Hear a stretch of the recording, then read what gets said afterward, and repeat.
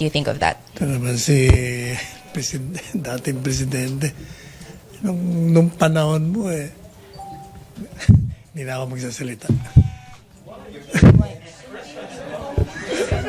Ikaw talaga, Don't you presidente. believe, sir, na... Well, siguro, sabihin na lang natin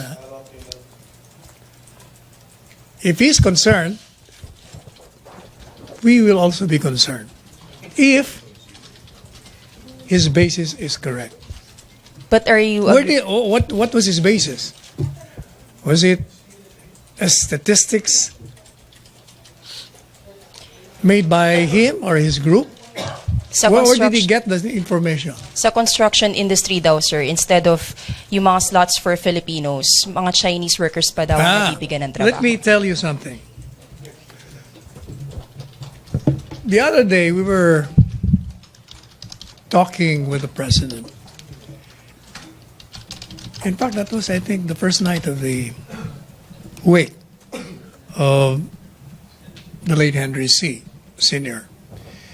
And the family, especially Big Boy C, was, I think, mentioning something about their construction is delayed because we lack carpenters, welders, in other words, construction workers. And the president agreed. That's why he said, kaya sinabihan niya raw si TESDA na napaka-importante yung departamento mo kasi yan ang problema natin ngayon. We lack so many construction workers. Siguro that is why maraming Chinese na kinukuha dahil walang mga Pilipino. Maraming Pilipino walang trabaho and yet they lack the skill. So we need to teach them. And So, most likely, baka yung magandang project ng department ng TESDA. so you agree, sir, na many Chinese workers are taking the jobs that should be for Filipinos? Not that I agree.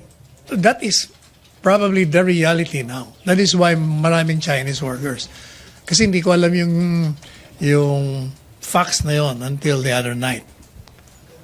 Although, my personal experience is, I've been looking for a carpenter for 6 months. Nakakuha lang ako after 6 months. No, from here.